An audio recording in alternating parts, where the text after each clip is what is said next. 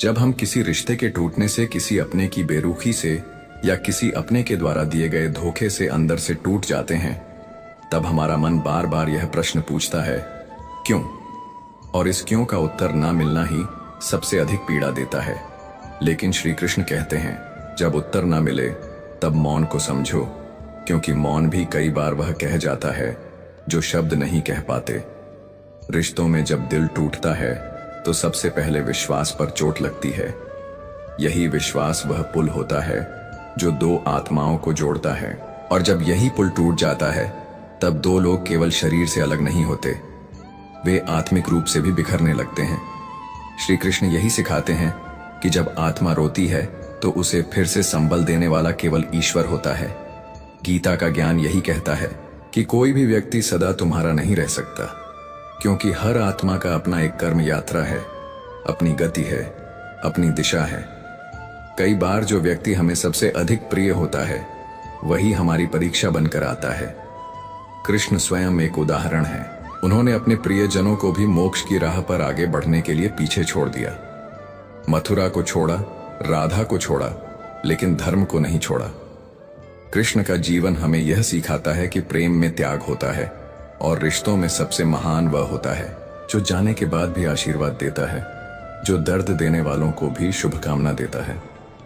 जब कोई तुम्हें छोड़ दे तब यह मत सोचो कि तुम में कोई कमी थी, बल्कि यह समझो कि वह तुम्हारी जीवन यात्रा का केवल एक अध्याय था, पूरी किताब नहीं। जब कोई रिश्ता रुलाए तो कृष्ण कहते हैं, तुम्हारे अंदर इतनी शक्ति है कि तुम अकेले भी मुस्कुरा सकते हो, अगर तुम मुझे अपना सखा मान लो।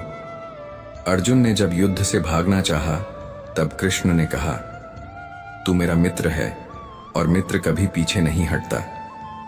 उन्होंने अर्जुन के हाथ में गांधी वापस रखा और कहा कि युद्ध जीवन का ही दूसरा नाम है, और रिश्तों में भी एक प्रकार का युद्ध होता है जहां हमें भावनाओं, अपेक्षाओं और मोह से लड़ना पड़ता है। श्री कृष्ण के अनुसार जब रिश्ते पीड़ा दें तो वहां से एक आध्यात्मिक जागरण का आरंभ होता है। यह पीड़ाएं हमारी आत्मा को झकझोरती है, हमें सवाल करने पर मजबूर करती है, और तब हम ईश्वर की ओर लौटते हैं। वास्तव में जो रिश्ता हमें ईश्वर से जोड़ दे वही रिश्ता सबसे पवित्र होता है। बाकी सब मोह है जो आते हैं और चले जाते हैं। कृष्ण बार बार यह सिखाते हैं कि मैं सदा तुम्हारे साथ हूं। जब सब दूर हो जाए तब भी मैं तुम्हारे निकट रहूंगा। जब सब खामोश हो जाए तब मेरी बांसुरी की ध्वनि तुम्हारे कानों तक पहुंचेगी। यह वही ध्वनि है जो जीवन की अंधकारमय रातों में रोशनी बन जाती है। रिश्तों में सबसे बड़ी त्रासदी तब होती है जब हम स्वयं को ही खो देते हैं। हम किसी एक व्यक्ति में इतने डूब जाते हैं कि अपनी पहचान, अपने उद्देश्य, अपनी आत्मा की आवाज तक को भूल जाते हैं, और जब वही व्यक्ति छोड़ जाए तब हमारा अस्तित्व ही डगमगाने लगता है। कृष्ण यही कहते हैं, स्वधर्म निधनम श्रेय पर धर्मो भयावह, अर्थात अपने धर्म और आत्मा के स्वरूप में रहना ही श्रेष्ठ है। दूसरों की पहचान ओढ़ना भय का कारण बनता है। जब आप एक टूटे हुए रिश्ते से बाहर निकलते हो तो अपने अंदर की शक्ति को पहचानने का समय आता है। श्री कृष्ण का स्पष्ट संदेश है, जो बीत गया उसे बीता मानो, और जो आने वाला है उसके लिए खुद को तैयार करो। न अतीत को पकड़ो, न भविष्य से डरो, वर्तमान में जियो। यही सीख एक व्यक्ति को टूटने के बाद फिर से उठना सिखाती है। जब रिश्ते में धोखा मिले तो मन बदले की आग में जलने लगता है, लेकिन श्री कृष्ण सिखाते हैं कि बदले से कभी सुकून नहीं मिलता। क्षमा ही मुक्ति का मार्ग है। वे स्वयं शांति और क्षमा के उदाहरण हैं। जब शिशुपाल ने 100 से अधिक बार उनका अपमान किया तब तक कृष्ण ने सहन किया, लेकिन जब सीमा पार हो गई तब उन्होंने न्याय किया। इसका अर्थ यह है कि क्षमा करो लेकिन अन्याय को न सहो। कृष्ण कहते हैं, तुम्हारा मूल्य इस बात से तय नहीं होता कि कोई तुम्हारे साथ कैसा व्यवहार करता है, बल्कि इस बात से कि तुम खुद को कितना जान पाए हो। जब कोई तुम्हें नकारे तब स्वयं को स्वीकार करो। जब कोई तुम्हारे प्रेम को ठुकराए तब स्वयं से प्रेम करो, और जब कोई तुम्हें रुलाए तब मेरे नाम का स्मरण करो। मैं तुम्हारे आंसुओं को अपनी बांसुरी की मधुरता में बदल दूंगा। हर वो रिश्ता जो तुम्हें थोड़े अंततः तुम्हें बनाता है, अगर तुम मुझसे सीखने का साहस रखते हो कृष्ण का उपदेश यही है, जीवन में सब कुछ उद्देश्यपूर्ण होता है, चाहे वह मिलन हो या बिछड़ना, प्रेम हो या तिरस्कार, सब तुम्हें आत्मबोध की ओर ले जाता है। जब रिश्ता इतना गहरा हो जाए कि उसका अंत तुम्हें जीवित लाश बना दे, तब श्री कृष्ण की गोद ही एकमात्र आश्रय होती है। वहां बैठकर रो लेना। बीन बोले, कहना है कृष्ण, मुझे सहारा दो, मैं थक गया हूं और वह तुम्हें थाम लेंगे। उन्होंने हमेशा अपने भक्तों को उठाया है, चाहे वह द्रौपदी हो, अर्जुन हो या सुदामा। कृष्ण यह भी सिखाते हैं कि आत्मा अमर है और आत्मा के रिश्ते शरीर से परे होते हैं। जो रिश्ता आत्मा से जुड़ा होता है वह कभी नहीं टूटता। अगर कोई व्यक्ति तुम्हें सच में प्रेम करता था तो वह प्रेम सदा तुम्हारे पास रहेगा, वह शरीर से जाए तो भी। और जो प्रेम केवल शरीर से था वह एक भ्रम था, मोह था, जिसका टूटना ही अच्छा है। कई बार हम बार बार उसी व्यक्ति के पीछे भागते हैं जिसने हमें दुख दिया, क्योंकि हमें लगता है कि वही हमारी खुशी की कुंजी है। लेकिन श्री कृष्ण समझाते हैं कि असली कुंजी तुम्हारे भीतर है, बाहर नहीं। जब तुम स्वयं को पालोगे तब किसी दूसरे की जरूरत नहीं पड़ेगी। तुम्हें संपूर्ण अनुभव करने के लिए ध्यान, साधना और भागवत भक्ति ही उस बिखराव से निकलने का सबसे बड़ा मार्ग है। जब कोई तुम्हें छोड़ दे तब उस खालीपन में ईश्वर को बुलाओ। कृष्ण कहते हैं, मैं उस दिल में रहना पसंद करता हूं जो टूटा हुआ है, लेकिन मुझे पुकारना है। जीवन की सबसे बड़ी सीख यही है कि कोई भी रिश्ता ईश्वर से बड़ा नहीं होता। संसार का हर व्यक्ति अपनी यात्रा पर है, और जब उसकी यात्रा तुम्हारी यात्रा से अलग हो जाती है तब वह तुमसे अलग हो जाता है। इस पर रोने की जरूरत नहीं, समझने की जरूरत है। जो गया वह जाने के लिए ही आया था, और जो रहेगा वह तुम्हारी आत्मा से जुड़ा रहेगा। इसलिए जब कोई रिश्ता रुलाए तो तुम अपना दुख मुझसे साझा करो, और फिर देखो वह दुख भी एक दिन तुम्हारे भीतर प्रेम का रूप ले लेगा। इस संसार में हर रिश्ता नश्वर है, लेकिन ईश्वर से जुड़ा प्रेम शाश्वत है। जब तुम कृष्ण को अपनाते हो तब तुम कभी अकेले नहीं होते। जब दुनिया की सच्चाई और छल तुम्हें तोड़ दें तब श्री कृष्ण की वाणी तुम्हें फिर से जोड़ती है। जो भी आज तुम्हें छोड़ रहा है वह कल तुम्हारे जीवन के लिए बाधा बन सकता था, इसीलिए कृष्ण ने उसे समय से पहले हटा दिया। उनका हर निर्णय तुम्हारी भलाई के लिए होता है, भले ही अभी वह समझ में ना आए। श्री कृष्ण कहते हैं, मनुष्य अपने कर्मों से ही बड़ा होता है, अपने रिश्तों से नहीं। जब तुम रिश्तों से ऊपर उठकर कर्म में रम जाओगे तो दुख तुम्हें छू भी नहीं पाएगा। अंततः यही समझ आना चाहिए कि जब कोई रिश्ता रुलाए तब वह तुम्हें चेतना की ऊंचाई पर ले जाने का साधन बन सकता है। यदि तुम उसे समझदारी से देखो, रो लेकिन ठहरो नहीं, टूटो लेकिन फिर से जुड़ो, और जब लगे कि कोई नहीं समझता तब श्री कृष्ण की ओर देखो। वह सदा मुस्कुराकर कहेंगे, मैं हूं। जीवन में जब रिश्ते हमारी उम्मीदों के विपरीत व्यवहार करते हैं, जब किसी अपने का व्यवहार ही हमें भीतर तक तोड़ देता है, जब प्रेम की जगह तिरस्कार, अपनापन की जगह उपेक्षा और साथ की जगह अकेलापन मिल जाता है, तब मनुष्य भीतर से छटपटाता है। वह बार बार सोचता है कि ऐसा क्यों हुआ, किस बात की सजा मिली, क्या मैंने सच्चे मन से प्रेम नहीं किया, क्या मैंने अपने रिश्ते को निभाने में कोई कसर छोड़ी। ऐसे असंख्य प्रश्न जब दिल में जन्म लेते हैं तब उत्तर देने वाला कोई नहीं होता, बस मौन साथ होता है। लेकिन इस मौन में भी जब आप श्री कृष्ण को पुकारना है तब वह कहते हैं, तुम्हारा दुख मेरा है, तुम्हारा आंसू मेरी पीड़ा है, तुम्हारी टूटी उम्मीदें मेरी करुणा बन जाती हैं। श्री कृष्ण यह नहीं कहते कि जीवन में कभी पीड़ा नहीं होगी। वो कहते हैं, जब पीड़ा हो तो मैं साथ हूं, जब मन टूटे तो मैं हूं संबल, जब दुनिया तुम्हें छोड़े तब भी मैं तुम्हारा साथ नहीं छोड़ूंगा। श्री कृष्ण का दर्शन यही सिखाता है कि संसार के सारे रिश्ते परिवर्तनशील हैं, और यह परिवर्तन ही जीवन का नियम है। एक समय जो सबसे अपना लगता है वही समय के फेर में पराया हो जाता है। लेकिन इसका यह अर्थ नहीं कि प्रेम गलत था या रिश्ता व्यर्थ था। हर रिश्ता, हर प्रेम, हर जुड़ाव एक उद्देश्य के साथ आता है। या तो वह तुम्हें कुछ सिखाने के लिए आता है या तुम्हें आगे बढ़ाने के लिए, और जब वह उद्देश्य पूर्ण हो जाता है तो वह रिश्ता स्वयं ही समाप्त हो जाता है। जब कोई रिश्ता टूटता है तब वह केवल बाहरी रूप से समाप्त नहीं होता, वह भीतर की बहुत सारी भावनाओं को भी तोड़ जाता है। विश्वास, उम्मीद, आत्मसम्मान और कई बार जीवन के प्रति आस्था तक डगमगाने लगती है। लेकिन श्री कृष्ण कहते हैं, यही वह समय है जब आत्मा को स्वयं से परिचित होने का अवसर मिलता है।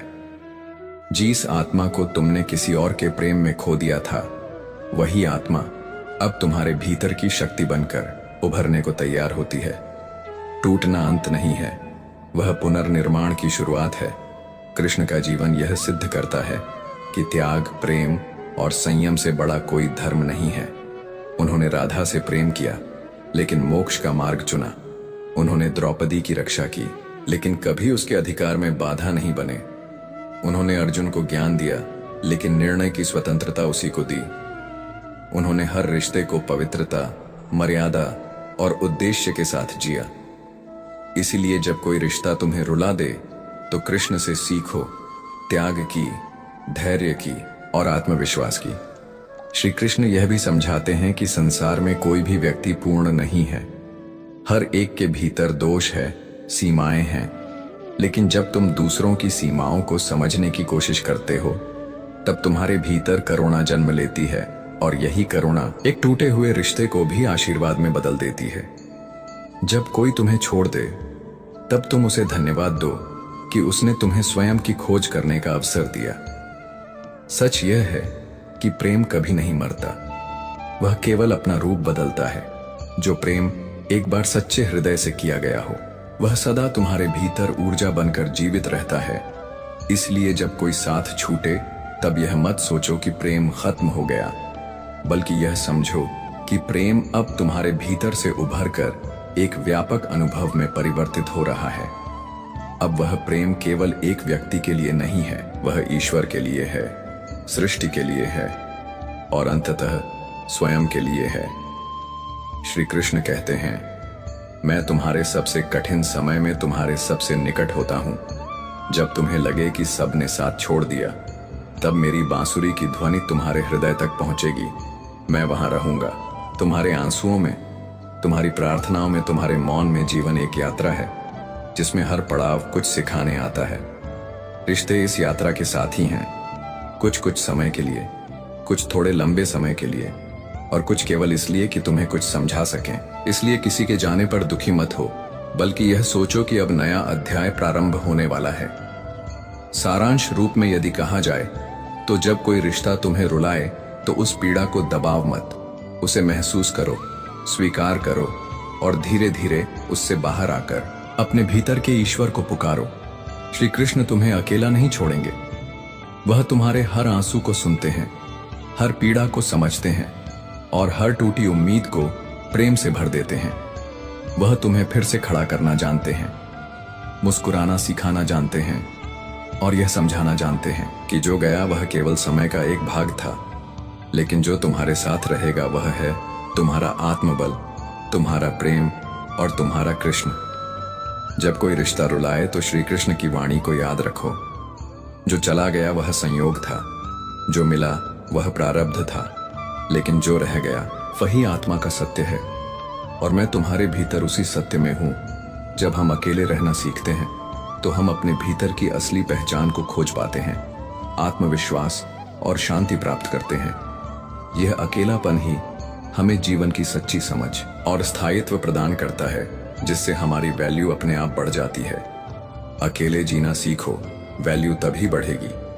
अकेलापन एक ऐसा विषय है जिसे अक्सर लोग नकारात्मक दृष्टिकोण से देखते हैं। समाज ने हमें सिखाया है कि अकेलापन दुखद होता है, कि अकेले रहना एक समस्या है जिसे हल किया जाना चाहिए, परंतु सच्चाई इससे कहीं अलग है। अकेले जीना सीखो, वैल्यू तभी बढ़ेगी।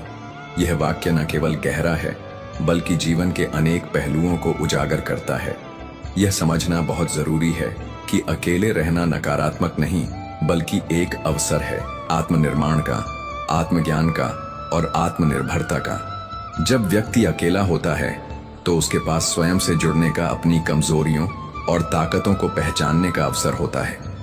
अकेले रहना कोई कमजोरी नहीं, बल्कि एक महान कला है जिसे सीखना हर किसी के बस की बात नहीं होती। अधिकतर लोग दूसरों पर निर्भर रहना पसंद करते हैं, भावनात्मक रूप से, मानसिक रूप से और कई बार भौतिक रूप से भी। पर जब एक व्यक्ति अपने जीवन में यह समझ जाता है कि किसी और की आवश्यकता नहीं है उसकी पहचान को परिभाषित करने के लिए, तब उसकी असली वैल्यू बढ़ती है। जब हम अकेले होते हैं तो हम अपने आप से बातें करते हैं, अपने भीतर झांकते हैं, अपने अतीत को, वर्तमान को और भविष्य को समझने की कोशिश करते हैं। यह आत्मचिंतन हमें जीवन के उन पहलुओं से परिचित कराता है जो शायद भीड़ में रहकर कभी स्पष्ट नहीं होते। इस दुनिया में हर महान व्यक्ति किसी न किसी समय पर अकेलापन से गुजरा है, चाहे वह गौतम बुद्ध हो जिन्होंने संसार छोड़कर जंगलों की ओर रुख किया, या स्वामी विवेकानंद जिन्होंने अकेले ही भारत का नाम विश्व में रोशन किया, या फिर महात्मा गांधी जिन्होंने अपने सिद्धांतों के लिए लंबा संघर्ष अकेले ही शुरू किया था। इन सब का जीवन इस बात का प्रमाण है कि अकेलापन कोई अभिशाप नहीं बल्कि एक साधना है। अकेले रहने का सबसे बड़ा लाभ यह है कि आप स्वतंत्र हो जाते हैं। जब आप किसी पर निर्भर नहीं रहते तब आप अपने निर्णय स्वयं लेते हैं। आपके जीवन की दिशा और दशा आपके हाथ में होती है। आप अपने समय के स्वामी होते हैं और आपको किसी को उत्तर देने की आवश्यकता नहीं होती। यह स्वतंत्रता एक अनोखी शक्ति देती है जिससे आत्मविश्वास बढ़ता है और निर्णय लेने की क्षमता मजबूत होती है। अकेले रहने से आपको यह समझ में आता है कि सच्ची खुशी और सच्चा सुकून आपके अंदर ही है। जब आप अकेले होते हैं तब आप बाहरी चीजों में खुशी ढूंढना बंद कर देते हैं और अपने अंदर झांकते हैं। यही वह क्षण होता है जब आप अपने जीवन के उद्देश्य को समझने लगते हैं। अकेलापन में ही व्यक्ति को सबसे अधिक आत्मज्ञान होता है। जीवन के शोरगुल में, भीड़ की चहल पहल में इंसान स्वयं को भूल जाता है, लेकिन जब वह अकेला होता है तब उसे अपनी आत्मा की आवाज सुनाई देती है। यह आवाज उसे उसकी असली पहचान की ओर ले जाती है। यह भी ध्यान देने योग्य बात है कि जब आप अकेले होते हैं तब दुनिया आपको गंभीरता से लेने लगती है। जब लोग देखते हैं कि आप किसी के सहारे के बिना भी मजबूत और स्थिर हैं, तब वे आपको सम्मान देने लगते हैं। आपकी वैल्यू तब बढ़ती है जब आप यह दिखा देते हैं कि आप स्वयं में पूर्ण हैं। लोग अक्सर सोचते हैं कि अगर वे अकेले हो गए तो उनका जीवन बेरंग हो जाएगा, पर सच्चाई यह है कि अकेले रहकर भी आप एक रंगीन, समृद्ध और सफल जीवन जी सकते हैं। आपको केवल यह समझने की आवश्यकता है कि अकेलापन आत्मनिर्माण की एक प्रक्रिया है। जब आप अकेले होते हैं तो आप अपने शौक पूरे कर सकते हैं, अपने मन के अनुसार काम कर सकते हैं। आपको किसी से अनुमति लेने की आवश्यकता नहीं होती। आप स्वतंत्र होते हैं नई चीजें सीखने के लिए, नई जगहों पर जाने के लिए और अपने अंदर छुपे हुए रचनात्मक पहलुओं को खोजने के लिए। एक और महत्वपूर्ण बात यह है कि अकेले रहने से आपका आत्मसंवाद बेहतर होता है। आप अपने विचारों को स्पष्ट रूप से समझने लगते हैं, अपने निर्णयों पर विश्वास करने लगते हैं और दूसरों के प्रभाव से मुक्त हो जाते हैं। अकेले रहना एक अभ्यास है, यह एक दिन में नहीं आता। शुरुआत में यह कठिन लग सकता है, पर धीरे धीरे जब आप इससे सहज हो जाते हैं तब आप पाते हैं कि अकेलापन आपका सबसे अच्छा साथी बन गया है। यह भी समझना जरूरी है कि अकेलापन और अकेलापन की भावना दो अलग बातें हैं। अकेले रहना एक शारीरिक अवस्था है, जबकि अकेलापन की भावना एक मानसिक स्थिति। अब भीड़ में रहकर भी अकेलापन महसूस कर सकते हैं और एकांत में रहकर भी प्रसन्न हो सकते हैं। जो व्यक्ति अकेले जीना सीख जाता है वह किसी भी परिस्थिति में टिक सकता है। उसे कोई भी परिस्थिति तोड़ नहीं सकती, क्योंकि उसका बल बाहरी चीजों में नहीं बल्कि अंदर से आता है। यह आंतरिक शक्ति ही उसे विशेष बनाती है। हमारे समाज में यह धारणा बन गई है कि खुश रहने के लिए किसी साथी की जरूरत होती है, परंतु जीवन का अनुभव यह बताता है कि अगर आप स्वयं से प्रेम करना सीख जाते हैं तो आपको किसी और की आवश्यकता नहीं होती। अकेले रहने से आपको यह भी पता चलता है कि कौन आपके अपने हैं और कौन केवल आपकी परिस्थिति के साथ ही है। जब आप अकेले होते हैं तो बहुत लोग आपकी जिंदगी से चले जाते हैं और यह एक वरदान होता है, क्योंकि यही समय होता है जब आपके आसपास केवल वे लोग रह जाते हैं जो वास्तव में आपके अपने होते हैं। कई बार हम इसीलिए भी अकेले रहने से डरते हैं क्योंकि हमें आदत हो जाती है दूसरों के साथ होने की। पर जब आप इस आदत से बाहर आते हैं तब आप समझते हैं कि अकेलापन भी एक आनंद है।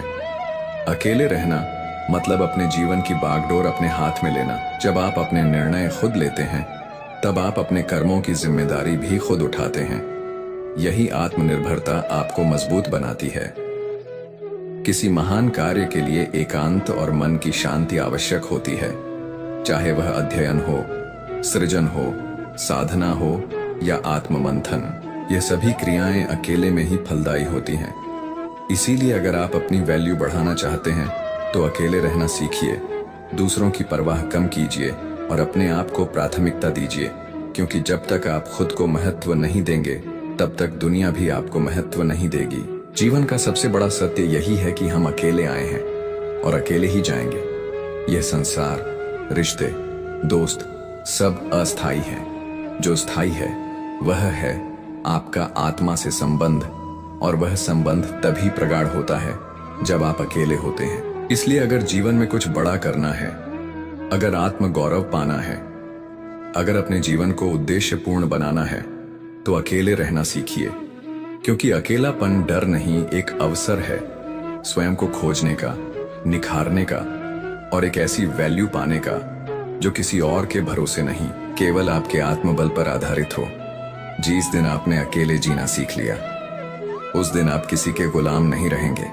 आप अपने विचारों के, अपनी भावनाओं के और अपने कार्यों के मालिक बन जाएंगे। यही है सच्ची स्वतंत्रता, यही है असली वैल्यू। तो चलिए आज से ही इस दिशा में पहला कदम बढ़ाएं। अकेले रहने से डरिए मत, इसे अपनाइए, इसे समझिए और इसे अपने जीवन का आधार बनाइए। जब आप अकेले चलना सीख जाते हैं तब पूरी दुनिया आपके पीछे चलती है। अकेलापन जब जीवन में आता है तो शुरुआत में वह एक खालीपन की तरह लगता है। ऐसा प्रतीत होता है मानो सब कुछ छिन गया हो, जैसे चारों ओर सन्नाटा हो और कोई उम्मीद न बची हो। परंतु यह प्रारंभिक अवस्था केवल एक भ्रम होती है जो धीरे धीरे छंटने लगती है। जब इंसान स्वयं के साथ समय बिताने लगता है, जैसे जैसे व्यक्ति अकेले रहना स्वीकार करता है और उसे एक साधना की तरह जीने लगता है, वैसे वैसे भीतर की शक्ति जागृत होने लगती है। यह वही शक्ति होती है जो सदियों से सन्यासियों को, साधकों को, चिंतकों को और कर्मवीरों को प्रेरणा देती आई है। जब इंसान अकेला होता है तब उसे किसी और के स्वभाव, आदत या दृष्टिकोण से समझौता नहीं करना पड़ता। वह अपने मूल रूप में जी सकता है, बिना किसी दिखावे, बिना किसी सामाजिक दबाव के। यह स्थिति इतनी शुद्ध और शक्तिशाली होती है कि व्यक्ति को अपने अस्तित्व का असली अनुभव होता है। अकेले रहकर व्यक्ति को सबसे पहला लाभ यह होता है कि वह आत्म अवलोकन करता है। दिन भर की व्यस्तता, दुनिया की चहल पहल, रिश्तों की जटिलता जब दूर हो जाती है तब मन शांत होता है और वह अपनी गहराइयों में उतरता है। यहीं से शुरू होता है आत्मज्ञान का सफर। अक्सर देखा गया है कि जो व्यक्ति अकेले रहना जानते हैं वे ज्यादा क्रिएटिव होते हैं, क्योंकि उनकी ऊर्जा बिखरती नहीं बल्कि केंद्रित रहती है। वे अपने समय और सोच को एक दिशा दे पाते हैं और यहीं से जन्म लेती है रचनात्मकता, नवाचार और गहरी समझ। महान कलाकारों, लेखकों, दार्शनिकों और वैज्ञानिक का इतिहास इसका साक्षी है कि उन्होंने अकेले रहकर ही सबसे बड़े विचारों की रचना की। न्यूटन को गुरुत्वाकर्षण का नियम अकेले में समझ आया, बुद्ध को निर्वाण अकेले में मिला और महावीर ने अपना संपूर्ण जीवन एकांत में व्यतीत किया।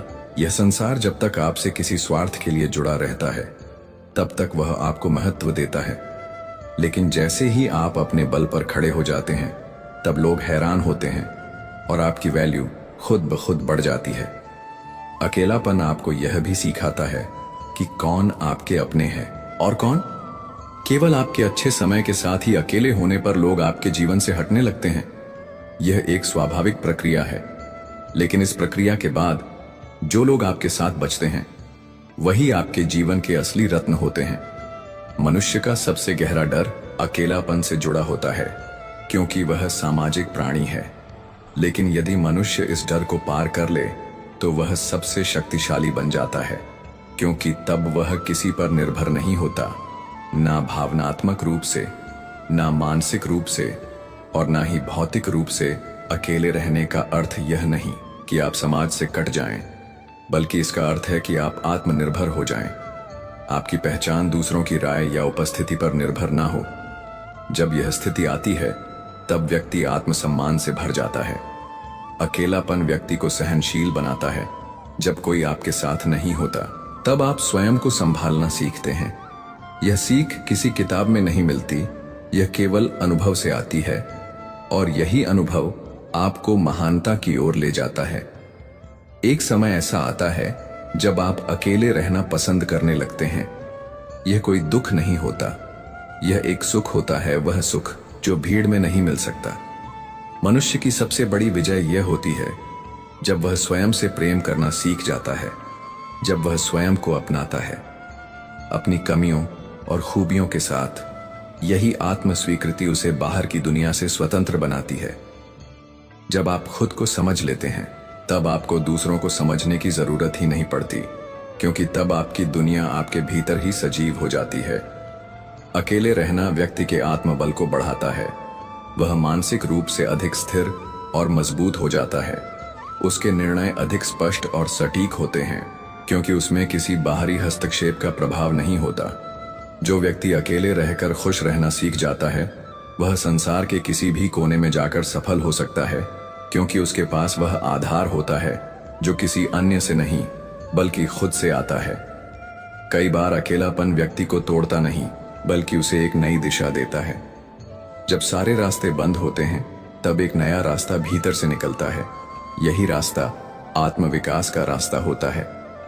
अकेलापन में इंसान को यह समझ में आता है कि असली जीवन वह नहीं है जो बाहर दिखाई देता है, बल्कि वह है जो भीतर घटित होता है। इस स्थिति में व्यक्ति साक्षी भाव में आ जाता है। वह अपने जीवन को एक दर्शक की तरह देखने लगता है। उसे अब प्रतिक्रियाएं नहीं करनी होती, वह केवल अनुभव है, करता है और सीखता है। ऐसे व्यक्ति का जीवन एक ध्यान की तरह हो जाता है। उसकी हर गतिविधि में शांति, सच्चाई और संतुलन झलकता है।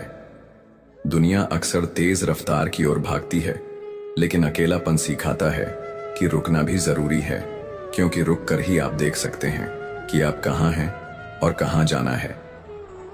जो लोग हमेशा दूसरों की संगति में जीते हैं उन्हें यह समझने का समय ही नहीं मिलता कि वे वास्तव में क्या चाहते हैं।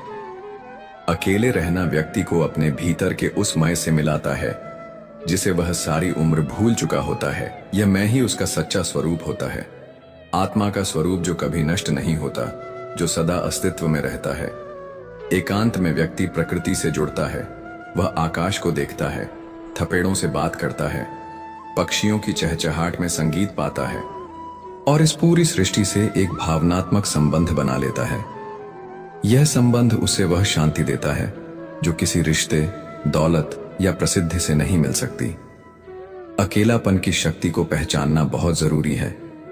यह शक्ति निर्माण करती है सोच का, आत्मा का, व्यक्तित्व का। यदि युवा वर्ग यह सीख लें कि अकेले रहना कमजोरी नहीं बल्कि एक ताकत है, तो वे एक ऐसी पीढ़ी बना सकते हैं जो आत्मनिर्भर, सशक्त और सुसंस्कृत होगी।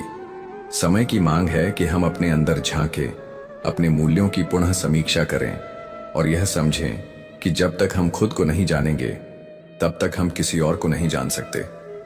जब आप अकेले रहना सीख लेते हैं तब आप यह भी समझने लगते हैं कि जीवन में कौन सी चीजें वास्तव में मूल्यवान हैं। सत्य, करुणा, प्रेम, सादगी और आत्मज्ञान।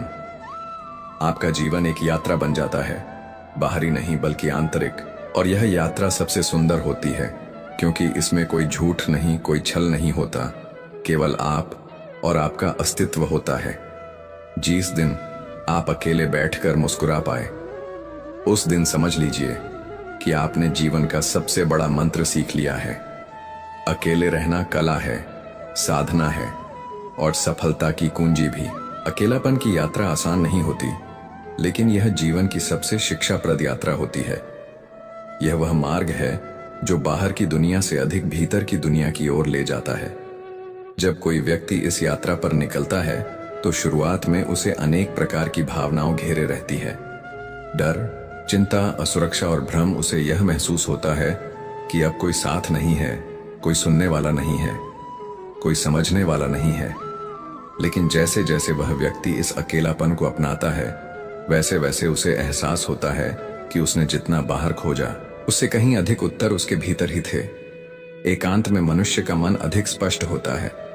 वह उन आवाजों को सुन पाता है जो शोर में दब जाती थीं। उसे अपने विचारों की गति, अपनी भावनाओं की तीव्रता और अपने मन की चाल का साक्षात्कार होता है। यही आत्मबोध की पहली सीढ़ी है। जैसे ही व्यक्ति इस सीढ़ी पर चढ़ता है, उसे एहसास होता है कि उसकी अब तक की चिंता, असुरक्षा और दुख केवल बाहरी आश्रय पर आधारित थे। जब इन आश्रयों को छोड़कर वह अपने भीतर शरण लेता है, तभी उसकी असली शक्ति जागती है। अकेलापन में समय भी अलग तरह से चलता है। जब व्यक्ति भीड़ में होता है तो समय एक रफ्तार में भागता हुआ प्रतीत होता है, लेकिन जब वह अकेले होता है तो समय थम जाता है। हर क्षण विस्तारित हो जाता है, जैसे कोई गहरी नदी जिसमें डूबकर व्यक्ति स्वयं से मिल सकता है। यही वह क्षण होते हैं जो जीवन के सबसे निर्णायक क्षण बनते हैं। यहीं से वह आत्मनिर्भरता की ओर बढ़ता है। अकेलापन व्यक्ति को आत्मसंयम सिखाता है। जब कोई आसपास नहीं होता, तब व्यक्ति को अपने विचारों, इच्छाओं और प्रतिक्रियाएं पर नियंत्रण करना होता है। यही आत्मसंयम एक ऐसा गुण है जो व्यक्ति को समाज में सम्मान दिलाता है। जो व्यक्ति अकेले रहकर अपने मन को वश में कर सकता है, वह संसार के किसी भी कोने में जाकर सफल हो सकता है, क्योंकि वह केवल बाहरी दुनिया में ही नहीं बल्कि अपने भीतर भी शासन कर सकता है। अकेलापन का सबसे बड़ा वरदान यह है कि यह व्यक्ति को आत्मनिर्भर बनाता है। आत्मनिर्भरता केवल आर्थिक नहीं होती, यह मानसिक, भावनात्मक और आध्यात्मिक होती है। जो व्यक्ति भावनात्मक रूप से आत्मनिर्भर होता है, वह किसी और के व्यवहार से प्रभावित नहीं होता। उसकी खुशी, उसकी शांति, उसका आत्मविश्वास दूसरों की उपस्थिति या अनुपस्थिति पर निर्भर नहीं करता। वह अपने भीतर की स्थिति से संचालित होता है। ऐसे व्यक्ति की सोच अधिक स्वतंत्र और मौलिक होती है। वह अपनी राह खुद बनाता है, अपने निर्णय स्वयं लेता है। वह किसी की नकल नहीं करता। वह समाज के ढांचे में फिट होने की कोशिश नहीं करता, बल्कि वह स्वयं एक नया ढांचा बनाता है। ऐसे लोग ही परिवर्तन के वाहक बनते हैं। अकेले रहकर जीने वाले लोग अधिक संवेदनशील होते हैं, क्योंकि वे खुद को महसूस करते हैं। वे दूसरों की भावनाओं को भी बेहतर समझते हैं, लेकिन उनके भीतर एक संतुलन होता है। वे अपने भावनात्मक अनुभवों को जीवन की दिशा निर्धारित करने के लिए उपयोग करते हैं, ना कि उन्हें कमजोर बनाने के लिए। अकेलापन व्यक्ति को अध्यात्म की ओर ले जाता है। जब सभी बाहरी सहारे छीन जाते हैं, तब वह एक ऐसे सहारे की तलाश करता है जो कभी न छूटे। यही तलाश उसे ईश्वर, आत्मा और परम शांति की ओर ले जाती है। वह धीरे धीरे समझने लगता है कि जीवन केवल भौतिक नहीं है, बल्कि यह एक गहरी, दिव्य और रहस्यमय प्रक्रिया है। जब व्यक्ति इस दिव्यता को अनुभव करता है, तब वह भीतर से स्थिर हो जाता है। उसका मन अब उतार चढ़ाव से नहीं हिलता। वह प्रसन्नता में भी शांत रहता है और दुख में भी संयमित। यही संतुलन जीवन की सबसे बड़ी उपलब्धि है। अकेलापन व्यक्ति को उस अवस्था तक ले जाता है जहां वह हर परिस्थिति में स्वयं के प्रति ईमानदार रहता है। वह दिखावे से मुक्त हो जाता है। उसे यह परवाह नहीं होती कि दुनिया क्या कहेगी, क्योंकि वह अब स्वयं को जान गया होता है। जो लोग अकेले रहना सीख जाते हैं, वे संबंधों को और बेहतर समझते हैं। वे अब संबंधों में अपनी पहचान खोने की बजाय अपनी पहचान के साथ जुड़ते हैं। वे रिश्तों में अधीन नहीं होते, वे बराबरी के साथ जुड़ते हैं। उनका प्रेम सच्चा होता है, क्योंकि वह अपेक्षा से नहीं, स्वीकृति से भरा होता है। इस तरह अकेलापन व्यक्ति को परिपक्व बनाता है। वह जीवन के उस स्तर पर पहुंचता है जहां उसे किसी प्रमाण की आवश्यकता नहीं होती। उसका आचरण ही उसका प्रमाण होता है। यह अवस्था तभी आती है जब व्यक्ति अकेले रहकर अपने अस्तित्व को समझ लेता है। तब उसे यह समझ में आता है कि जीवन की सबसे बड़ी उपलब्धि स्वयं को खोकर दूसरों में मिलना नहीं, बल्कि स्वयं को पाकर अपने भीतर की शांति में जीना है। कई बार हम सोचते हैं कि अकेले होने का अर्थ है असफल होना, लेकिन सच्चाई यह है कि अकेले रहना एक बहादुरी है। यह वह हिम्मत है जो बहुत कम लोगों में होती है, क्योंकि अकेले रहना मतलब है खुद के सामने खड़े होना, खुद से सवाल करना खुद को जवाब देना और खुद को बदलना। अकेले रहने का अभ्यास जब जीवन में एक स्थिरता ले आता है, तब व्यक्ति जीवन की गहराइयों को समझने लगता है। उसे यह अनुभव होता है कि दुख और सुख स्थायी नहीं है, कि समय बदलता रहता है, और कि सबसे बड़ी सच्चाई यही है कि हम सभी को अंत में खुद के साथ ही रहना है। इस सच्चाई को समझना व्यक्ति को भयमुक्त बनाता है। अब वह जीवन से डरता नहीं, परिस्थितियों से नहीं घबराता, क्योंकि उसे पता होता है कि उसकी सबसे बड़ी शक्ति स्वयं उसके भीतर है। जिस समय हम किसी का अपमान कर रहे होते हैं, उस समय हम अपना सम्मान खो रहे होते हैं। सुख और दुख अपनी तकदीर से मिलते हैं, अमीरी और गरीबी से उसका कोई लेना देना नहीं होता है। रोने वाले महलों में भी रोते हैं, और जिनकी तकदीर में खुशियां होती हैं वह झोपड़ी में भी हंसते हैं। शरीर में कोई सुंदरता नहीं होती, सुंदर होते हैं व्यक्ति के कर्म, उसके विचार, उसकी वाणी, उसका व्यवहार, उसके संस्कार और उसका चरित्र। जिसके जीवन में यह सब है, वही इंसान दुनिया का सबसे सुंदर इंसान है। सोचने वाली बात है, जब आप शराब पीकर मंदिर, मस्जिद, गुरुद्वारा या चर्च नहीं जाते हो तो घर कैसे जाते हो, जहां आपको जन्म देने वाली मां रहती है, प्यार करने वाली बहन रहती है, सम्मान देने वाली पत्नी रहती है, साथ निभाने वाला भाई रहता है और सहारा देने वाले पिता रहते हैं। घर भी तो एक मंदिर है। दुआ करो और दुआ के साथ सब्र भी किया करो, क्योंकि वह सबकी सुनता है, लेकिन किसी किसी को सब्र के लिए भी चुनता है। अहंकार दूसरों को झुकाने में आनंदित होता है और संस्कार खुद झुकने में आनंदित होता है। अच्छे के साथ अच्छे बनो, पर बुरे के साथ बुरे नहीं, क्योंकि हीरे से हीरा तो तराशा जा सकता है, लेकिन कीचड़ से कीचड़ साफ नहीं किया जा सकता। कोई मेरा बुरा करे, वह कर्म उसका, मैं किसी का बुरा ना करूं। यह धर्म मेरा जीवन में किसी को रुलाकर हवन भी करवा लोगे तो कोई फायदा नहीं। और अगर रोज किसी एक आदमी को भी हंसा दिया तो तुम्हें अगरबत्ती भी जलाने की जरूरत नहीं। एक सच्ची बात हमेशा याद रखना, जिसके साथ आप खुल के हंस सकते हैं उसके साथ आप पूरा दिन बिता सकते हैं, लेकिन जिसके साथ आप खुल के रो सकते हैं उसके साथ आप अपनी पूरी जिंदगी बिता सकते हैं। तारीफ चेहरे की नहीं, चरित्र की होनी चाहिए, क्योंकि अच्छा चेहरा बनाने में चंद मिनट लगते हैं, लेकिन अच्छा चरित्र बनाने के लिए पूरा जीवन। संबंधों को जोड़ना एक कला है, लेकिन रिश्तों को निभाना एक साधना है। जिंदगी में हम कितने सही और कितने गलत हैं, ये सिर्फ दो शख्स जानते हैं, एक तो ईश्वर और एक अपनी अंतरात्मा। और कितना अजीब है ना, ये दोनों ही दिखाई नहीं देते। कुदरत की बनाई हर चीज बदलती है, वक्त, मौसम, इंसान, ख्याल, दृष्टिकोण सब बदलता है।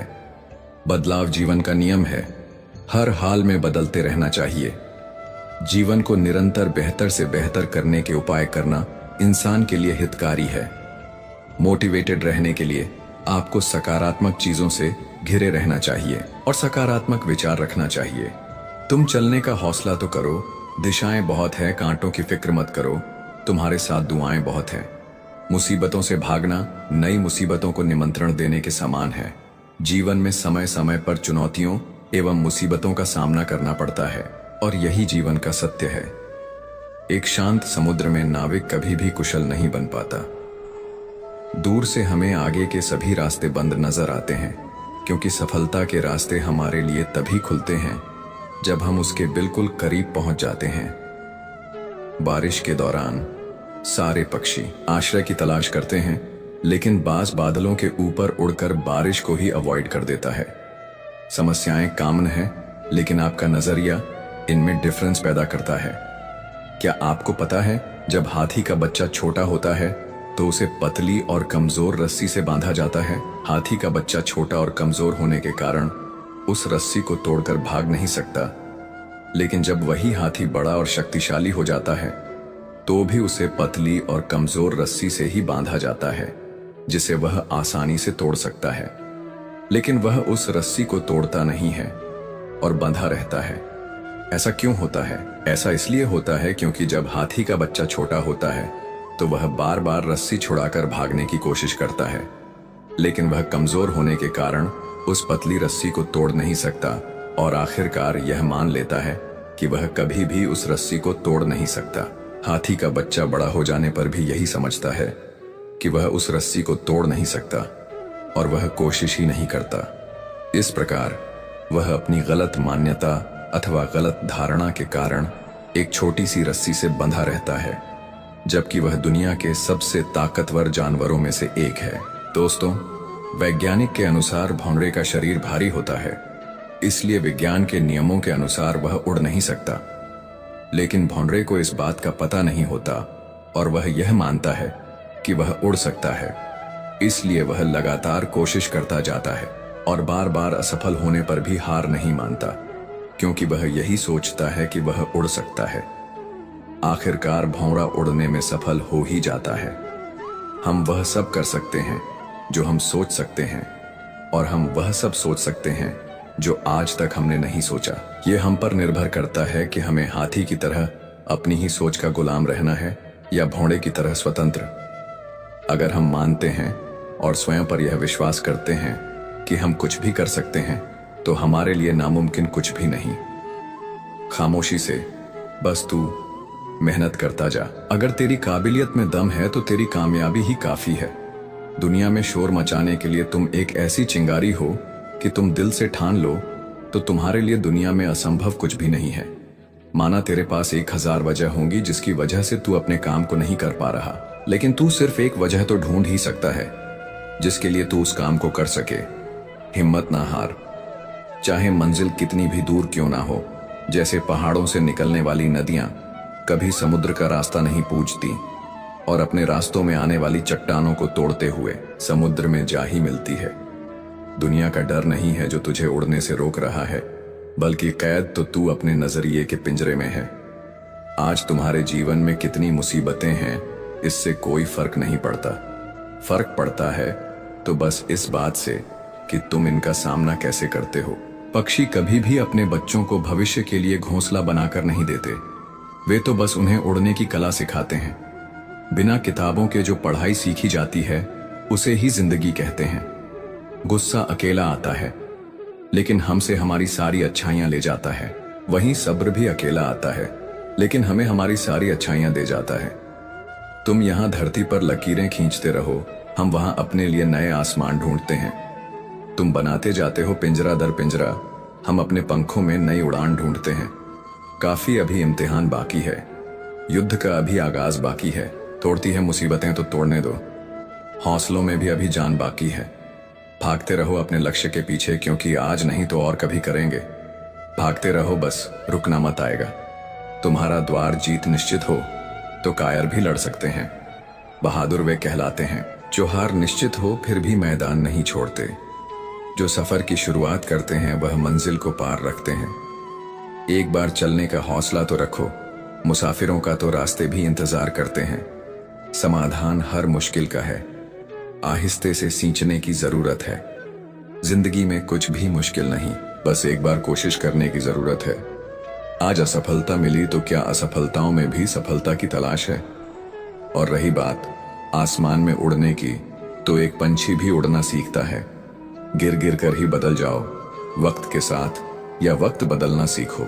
मजबूरियों को मत कोसो, हर हाल में चलना सीखो। अपनी हार को पूरे मन से स्वीकारने वाला भी विजेता से कम नहीं होता। आपको हारने के बाद खुद में सुधार करना चाहिए। दोस्त, आपने अवतार फिल्म का एक गाना सुना ही होगा, दुनिया में कितना गम है। ये सिर्फ गीत नहीं है, बल्कि जिंदगी की असली सच्चाई है। हमें हमेशा यह शिकायत रहती है कि मुझ में किसी चीज की कमी है या मेरे पास यह नहीं है, लेकिन कोई व्यक्ति यह नहीं समझता कि यही लाइफ की सच्चाई है। कोई इंसान कभी परिपूर्ण नहीं बन पाया है, उसमें कुछ ना कुछ कमी जरूर रही है। कोई भी इंसान जन्म से ही सब कुछ लेकर नहीं आता या बिल्कुल संपूर्ण नहीं बन जाता। वह अपनी सोच और काबिलियत के दम पर खुद को संपूर्ण बनाने की कोशिश करता है। इसकी गहराई में जाने से पहले मैं आपके साथ एक कहानी शेयर करना चाहता हूँ। किसी जंगल में एक पेड़ पर नवरंग पक्षी रहती थी जो बहुत ही सुंदर थी। जंगल में वह सबसे सुंदर थी। सभी पशु पक्षी उसे श्रेष्ठ मानते थे। जब भी कोई उसकी सुंदरता की तारीफ करता तो वह खुश हो जाती। बसंत का महीना था। एक दिन कोयल अपनी मधुर आवाज से सबके कानों को खुश कर रही थी। जब नवरंग के कानों में उसकी आवाज पड़ी तो उसकी सारी खुशी फीकी पड़ गई। और उसे आभास हुआ कि बेशक उसके पंख सुंदर है, वह खूबसूरत है, लेकिन उसकी आवाज उतनी अच्छी नहीं है। वह कोयल की तरह नहीं गा सकती। इसी दुख में वह उदास होकर बैठी हुई थी। तभी उसका एक दोस्त बंदर वहां आ पहुंचा। नवरंग ने अपनी सारी परेशानी बंदर को सुनाई। बंदर जोर जोर से हंसने लगा और बोला, तुम कितनी बेवकूफ हो। तुमने यह तो देखा कि तुम्हारे पास कोयल जैसी आवाज नहीं है, लेकिन क्या तुमने यह देखने की कोशिश की कि कोयल के पास तुम्हारे जैसी सुंदरता नहीं है? बंदर ने कहा, ईश्वर ने सभी को अलग अलग काम और उद्देश्य के लिए बनाया है और सभी को अलग अलग प्रकार की प्रतिभाएं दी हैं। इसीलिए तुम्हें अपनी प्रतिभा को निखारना चाहिए और अपनी प्रतिभा पर गर्व करना चाहिए। दोस्त, इस छोटी सी कहानी से हमें यह समझ आ जाता है कि भगवान ने सबको समान रूप, रंग, गुण, प्रतिभा नहीं दी, बल्कि सब हमारी आंखों का धोखा है कि दूसरों के पास हमसे ज्यादा काबिलियत है या दूसरे हमसे बेहतर है, और इसी तरह हम हमेशा खुद को कम आंक जाते हैं। जब आप किसी से ईर्ष्या करते हैं तो आपका ज्यादा से ज्यादा ध्यान दूसरों के बारे में सोचते हुए ही गुजरता है। आप दूसरों के बारे में ही ज्यादा से ज्यादा सोचने लगते हैं। इसका नतीजा यह होता है कि हम अपने इमोशंस को कंट्रोल नहीं कर पाते और हमारे साथ कुछ ना कुछ बुरा होते ही रहता है। यदि आपको अपनी लाइफ को बेहतर बनाना है तो आपको अपनी भावनाओं पर काबू रखना होगा। दोस्तों, हमारे अंदर इच्छाएं कई तरह की होती हैं। सफलता प्राप्त करने की इच्छा, अपने मकसद को पाने की इच्छा, कुछ कर गुजरने की इच्छा, लाइफ को मीनिंगफुल बना देने वाली चीज के लिए की इच्छा, कुछ बढ़िया करने की इच्छा। लेकिन ज्यादातर लोग मन में कुछ इच्छाएं लिए ही कब्र में चले जाते हैं। यदि आप जीवन जी रहे हैं तो आपके पास एक उद्देश्य जरूर होगा, लेकिन यदि आप जीवन को सिर्फ काट रहे हैं तो मैं शर्त हूं कि आपकी लाइफ में उद्देश्य की कमी है। क्या वाकई आपके पास कोई उद्देश्य है भी, या आप बिना उद्देश्य के लाइफ की गाड़ी को आगे लेकर जा रहे हैं? याद रखिए, आपका उद्देश्य ही आपके अंदर कुछ करने की लगन पैदा करता है। आपको एक उद्देश्य बनाना होगा और उसे पूरे लगन के साथ पूरा करने में जुट जाना होगा। जिंदगी में समस्याओं का आना जाना लगा ही रहता है। कई बार तो ऐसा भी लगने लगता है कि सब खत्म हो गया, जिंदगी बहुत बेकार है और मैं क्यों जी रहा हूं। लाइफ हमें बहुत बार ठोकर मारती है, लेकिन वास्तव वह हमें ठोकर नहीं मार रही होती। वह तो बस हमारी एक छोटी सी परीक्षा ले रही होती है कि हम बुरे से बुरे परिस्थिति का सामना कैसे करते हैं और अपनी जिंदगी को कैसे बेहतर बनाते हैं। क्या आप हर दिन खुद से एक सवाल पूछते हैं? सवाल है, क्या आपकी लाइफ में कोई उद्देश्य है? और यदि है तो क्या आप अपनी लाइफ में अपने उद्देश्य के करीब पहुंच रहे हैं? क्या आप स्वार्थी बनकर खुद के बारे में ही सोच रहे हैं, या दूसरों के लिए भी आपको कुछ करना है? क्या आपने कुछ जिम्मेदारियां अपने कंधों पर डाल रखी हैं, या फिर आप ऐसे ही चले जा रहे हैं? अपने उद्देश्य को पाने के लिए कोई साफ लक्ष्य है भी या नहीं? यदि है तो उसके लिए कड़ी मेहनत कर रहे हैं, या सिर्फ सपने में ही पूरा हो जाने का इंतजार कर रहे हैं? यदि आप इन प्रश्नों के जवाब ना शब्द से दे रहे हैं तो आपकी लाइफ में बहुत ज्यादा बदलाव की जरूरत है और आप हर दिन का अपना समय बर्बाद कर रहे हैं। एक बात हमेशा याद रखिए, लाइफ हमें उसी हिसाब से सब कुछ देती है जिस हिसाब से हम उसे देते हैं। यह प्रकृति का सिद्धांत है। हमें वही सब मिलेगा जो हम देंगे। यदि हम बबूल का पेड़ लगाएंगे तो हमें आम कहाँ नसीब होगा। बबूल के पेड़ में आम तो नहीं लगते, तो हम ऐसा क्यों करते हैं कि लाइफ को कुछ अलग ही देते हैं और पाना कुछ अलग ही चाहते हैं। ज्यादातर लोग लाइफ में कुछ भी अचीव नहीं कर पाते और इसके पीछे एक सबसे बड़ा कारण होता है, लोग क्या कहेंगे। एक कहानी सुनाता हूं। रामू और उसकी पत्नी मीना अपने घोड़े पर बैठकर सफर के लिए निकले थे। रास्ते में कुछ लोगों ने उनसे कहा, कैसे निर्दयी लोग हैं, घोड़े की जान लेकर रहेंगे। ऐसा भी कोई करता है? दो लोग एक छोटे से घोड़े पर। जैसे ही रामू ने यह सुना, वह घोड़े से उतरकर पैदल चलने लगा। कुछ दूर सफर करने के बाद रास्ते में उन्हें कुछ औरतें दिखीं, जिन्होंने मीना से कहा, बेचारा पति पैदल चल रहा है और देखो इस महारानी को घोड़े पर कितनी शान से बैठी है और सफर का आनंद ले रही है। मीना ने जब यह सुना तो उसने अपने पति को घोड़े पर बैठने के लिए कहा और वह खुद पैदल चलने लगी।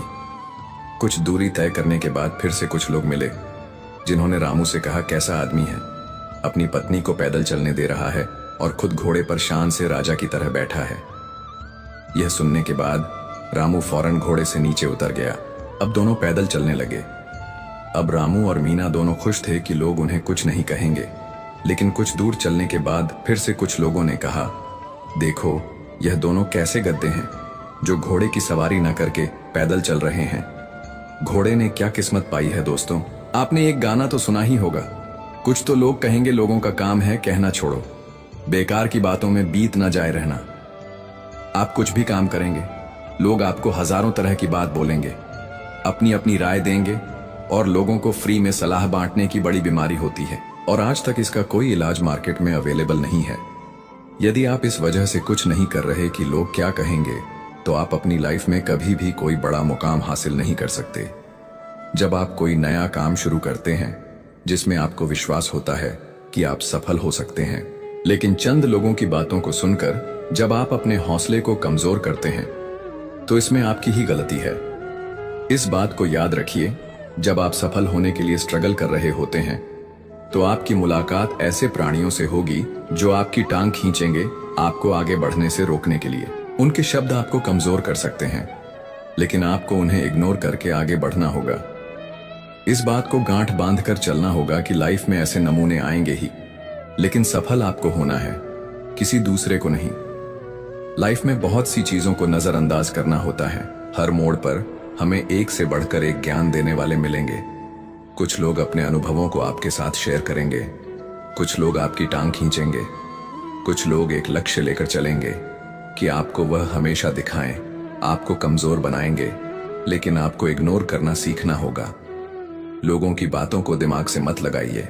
हाँ, कुछ लोग होंगे जो अपने अनुभवों को आपके बीच रखेंगे, आप उनसे सीख सकते हैं, लेकिन जरूरी नहीं कि उनकी लाइफ में जो हुआ आपके साथ भी वही चीज हो। सबसे ज्यादा जरूरी यह है कि आपको जो सही लगता है आप वही कीजिए। आप दूसरों के अनुभवों से सीखिए, लेकिन कुछ चीजों को इग्नोर करके आगे बढ़ना भी जरूरी है। न रात की खबर लगी, न जाने कब सवेरा हुआ, न जाने कब मुसीबतों से यारी हुई, न जाने कब मेहनती मिजाज मेरा हुआ। सपने देखना कभी ना छोड़ें। जिस दिन आप सपने देखना छोड़ देंगे, उस दिन समझ लीजिए कि आप हार गए। सपने देखने वालों के लिए रात छोटी पड़ जाती है, लेकिन सपने पूरे करने वालों के लिए दिन और रात दोनों छोटे पड़ जाते हैं। सफलता कभी भी शॉर्टकट से नहीं मिलती, इसके लिए कड़ी मेहनत की आवश्यकता होती है। कड़ी मेहनत का रंग ही ऐसा आता है। इतिहास रचना मेहनती के लिए बड़ी बात नहीं। पहचान के जरिए मिला काम बहुत कम समय के लिए ही टिक पाता है, लेकिन काम से मिली पहचान जिंदगी भर कायम रहती है। देख लेना, जिंदगी में मेहनत से मिले फल का स्वाद किस्मत से मिले फल के स्वाद से ज्यादा मीठा लगेगा। मैं काम, कड़ी मेहनत और लंबे समय तक काम करने में यकीन करता हूँ। इंसान अधिक काम करने से नहीं टूटता, बल्कि चिंता और असंतोष से टूटता है। थपेड़ों ने शर्तें नहीं मानी तो कट गए, गमलों ने हदें तय की तो सहारे मिले। पता नहीं कैसे पत्थर की मूर्ति के लिए जगह बना लेते हैं घर में वो लोग जिनके घर में माता पिता के लिए स्थान नहीं होता। बुरे वक्त में ही सबके असली रंग दिखते हैं। दिन के उजाले में तो पानी भी चांदी लगता है। लोगों से कह दो हमारी तकदीर से जलना छोड़ दे। हम घर से दवा नहीं, माँ की दुआ लेकर निकलते हैं। हम भी दरिया हैं, हमें अपना हुनर मालूम है। जिस तरफ भी चल पड़ेंगे रास्ता हो जाएगा हवा में। ताज का महल नहीं बनता, रोने से बिगड़ा मुकद्दर नहीं बनता। दुनिया जीतने का हौसला रखो दोस्त, एक जीत से कोई सिकंदर नहीं बनता। जब तुम पैदा हुए थे तो तुम रोए थे, जबकि पूरी दुनिया ने जश्न मनाया था। बुरा वक्त आपको जिंदगी के उन सभी शख्स से सामना करवाता है जिनका आपको अच्छे समय में कभी भी ख्याल नहीं आता। उम्मीद एक ऐसी शक्ति है जिसकी मदद से मुश्किल समय का सामना किया जा सकता है। उम्मीद बनाए रखेंगे तो उत्साह भी बना रहेगा। सही समय, सही सोच और सही तरीके से व्यक्ति बुरे वक्त से लड़ने में कामयाब होता है। धैर्यवान व्यक्ति आत्मविश्वास की मदद से बड़ी समस्याओं को दूर कर सकता है। अगर कोई व्यक्ति तैरना सीखना चाहता है तो उसे पानी में उतरना ही होगा। किनारे पर बैठकर कोई भी अच्छा तैराक नहीं बन सकता। जीवन में तूफान का आना भी जरूरी है, क्योंकि तभी हमें पता चलता है कौन हाथ पकड़कर साथ चलता है और कौन साथ छोड़कर जाता है। तकदीर भी बदलेगी, तू हिम्मत ना हार मेरे दोस्त। तेरे हाथों की लकीरें भी बदलेंगी। कठिन रास्तों से कभी ना घबराएं, क्योंकि कठिन रास्ते हमेशा खूबसूरत मंजिल की ओर लेकर जाते हैं। ना कोई कठिनाई ना कोई तकलीफ, तो क्या मजा है। जीने में बड़े बड़े तूफान थम जाते हैं जब आग लगी हो सीने में डूबकर मेहनत करो अपने आज में, ताकि कल जब उभरो सबसे अलग निखर कर आओ। अगर जिंदगी में कुछ अलग करना चाहते हो तो भीड़ का हिस्सा कभी मत बनो, क्योंकि भीड़ साहस तो देती है मगर पहचान छीन लेती है। जिन्होंने मुझे ठुकरा दिया, मेरा वक्त देखकर मैं कसम खाता हूं एक दिन ऐसा वक्त लाऊंगा कि मुझसे मिलना पड़ेगा उन्हें वक्त लेकर। सफलता इसमें नहीं है कि आप कितने बड़े सपने देखते हैं, बल्कि सफलता इस बात में है कि आप अपने छोटे से छोटे सपने को भी कितने जुनून से पूरा करते हैं। जहां कोशिशों का कद बड़ा होता है वह नसीबों को भी झुकना पड़ता है। अपने स्वयं के मन को जानना ही हमारी सभी समस्याओं का समाधान है। किसी समस्या को हल करते समय विपत्तियों को दोष देने के बजाय जड़ों को खोजें। जीवन में अधिकांश समस्याएं दो कारणों से होती हैं। हम बिना सोचे समझे काम करते हैं या हम बिना कुछ किए सोचते रहते हैं। कोई जादू की छड़ी नहीं है जो हमारी समस्याओं का समाधान कर सके। समाधान हमारे काम और अनुशासन में है। जो मानव अपनी निंदा सुन लेता है वह सारे जगत पर विजय प्राप्त कर लेता है। अगर जिंदगी में कामयाब होना चाहते हो तो दूसरों की बातों पर नहीं, अपने काम पर ध्यान लगाओ। लगातार मिल रही असफलताओं से निराश मत होना। कभी कभी गुच्छे की आखिरी चाबी ही ताला खोल देती है। भगवान की नजर में वह इंसान बड़ा नहीं जो करोड़ों रुपए कमाता है, बल्कि वह इंसान बड़ा है जो करोड़ों का दिल जीतता है। अंदाजा ताकत का लगाया जा सकता है, किसी के हौसले का नहीं। जो व्यक्ति अपने कदमों की काबिलियत पर भरोसा रखते हैं वही अक्सर अपनी मंजिल पर पहुंचते हैं। सलाह के 100 शब्दों से ज्यादा अनुभव की एक ठोकर इंसान को बहुत मजबूत बनाती है। कामयाब लोग अपने फैसले से दुनिया बदल देते हैं, जबकि नाकामयाब लोग दुनिया के डर से अपने फैसले बदल देते हैं। जिंदगी में कुछ बड़ा करना चाहते हो तो लोगों की छोटी छोटी बातों पर ध्यान देना छोड़ दो। मित्रों, मुझे विश्वास है कि इस वीडियो से आपने बहुत कुछ सीखा होगा। अगर आपको यह वीडियो पसंद आया हो तो कृपया इसे लाइक करें और अपने दोस्तों के साथ शेयर करें। राधे राधे। शेयर करें, कमेंट में जय श्री राधे कृष्ण लिखना ना भूले। ऐसे ही और ज्ञानवर्धक वीडियो देखने के लिए हमारे चैनल को सब्सक्राइब करें और घंटी का बटन भी दबाएं।